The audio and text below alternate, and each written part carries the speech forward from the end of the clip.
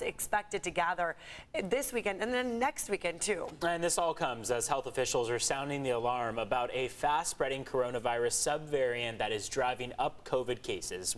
Many of us have heard of it, called BA.5, and it accounts for 65% of all new cases in the United States. And with cases rising quickly, health officials are asking that people wear masks even at these public events with large crowds, but especially indoor events. CBS 8's Kelly Hessedal is live along the waterfront with what doctors at Scripps Hospital are saying. Hi, Kelly.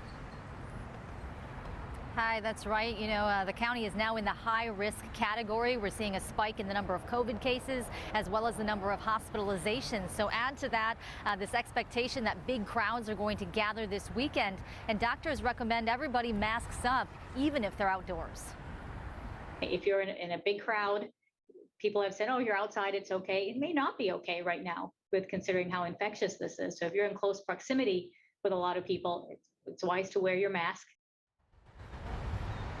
And that was Dr. Ghazala Sharif at Scripps Hospital, and she says we tend to see a spike in cases about 2.5 weeks after a big holiday.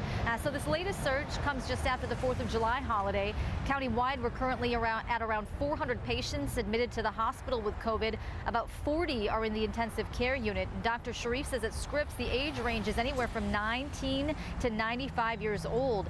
And yeah, some of the older folks, she says, do have underlying conditions, but some of these patients don't. On top of that, they're just seeing big numbers of patients admitted for other types of diseases. So at a time when she says they've already got staffing issues, they're stretched even more thin.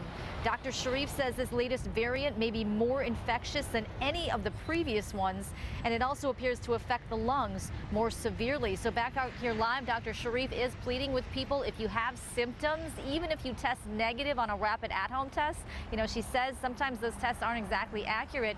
So she tells people that if you have symptoms, please stay home. She knows people don't want to miss out on some of these big events, but she says the risk of infecting others is just too high. Kelly Hessedal, CBS 8.